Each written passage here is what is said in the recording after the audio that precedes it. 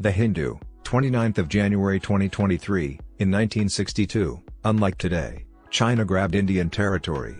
Jaishankar criticizes Rahul Gandhi for his remark about territory loss. Congress leaders are not patriotic, and China is waging an all-out attack on the Indian subcontinent. Jaishankar, the Minister of External Affairs, said on Saturday that some people intentionally spread false information about the China issue knowing that it is untrue for political reasons and that by bringing up some land that China appropriated in 1962, they give the impression that this occurred recently.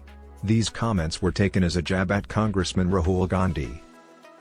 During a Q&A session at the Pune book launch for Bharat Marg, the Marathi translation of Mr. Jaishankar's book The India Way, the audience was able to interact with him. Additionally, he stated that the Indus Water Treaty, IWT, is a technical subject and that both nations' Indus commissioners will discuss it as India provided Pakistan more than it was due in exchange for goodwill, which was not reciprocated. When asked about political party leaders who lacked confidence in India when speaking about China, the military standoff, he responded that some in the opposition think in such a way that he finds hard to understand. He did add, though, that these individuals occasionally purposely distribute false information about China. If you want to know why they lack confidence, why they are spreading false information about China, or why they are deceiving people, ask them. How can I respond to these inquiries? Because they are also involved in politics, I know. He said that occasionally they propagate untrue information on purpose. They occasionally bring up some areas that China annexed in 1962. Without naming names, he claimed they would make it seem like this happened yesterday. However, they won't be honest with you.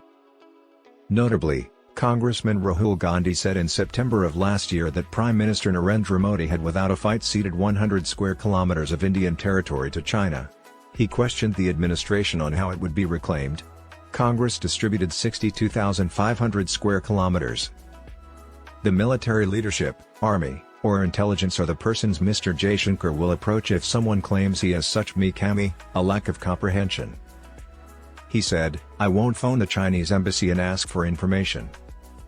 It's interesting to note that the Congress claimed Rahul Gandhi had met with the ambassadors of the two nearby nations in 2017 when India and China were involved in a standoff on the border area that borders Bhutan. The EM added that China is India's only neighbor and a global power that may become a superpower someday.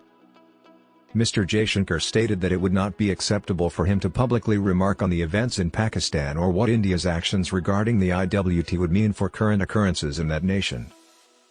There are representatives from both nations in this, Indus Water Treaty, India and Pakistan. It is a technical issue, and the Indus commissioners will speak with one another before deciding what to do next, according to Mr. Jaishankar. According to reports, his comments were made in the context of India sending Pakistan a notice for the first time asking for a review and revision of the IWT due to Islamabad's intransigence in enforcing the agreement's dispute resolution provisions for issues involving cross-border rivers. The Union Minister added, as Pandavas could not choose their kin, India likewise cannot choose its neighbors. In response to a question about the failure of a rogue nation, read, Pakistan, a nuclear power and also an awful neighbor. He added that while most prosperous countries are exclusively focused on their issues, the countries in the South and the poor world suffer, and India must speak up for them.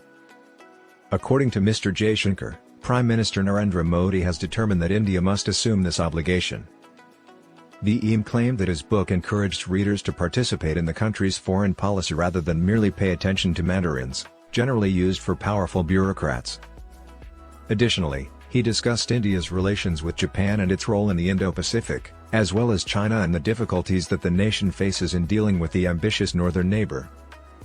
It has 8 chapters. In the book, I desired citizens to be connected to the foreign policy of the nation.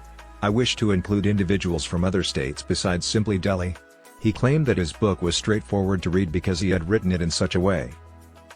He claimed that China is the only neighbor of India that is both a global power and perhaps a superpower shortly. Having such a neighbor has issues. In my book, I include a chapter on managing China. I've talked about Japan's advantages for us as well. After partition, the country was constrained, but now, he claimed, our influence stretches to the Pacific. No country has suffered from the threat as much as India because of the neighbor we have, Mr. Jaishankar said, making an apparent reference to Pakistan.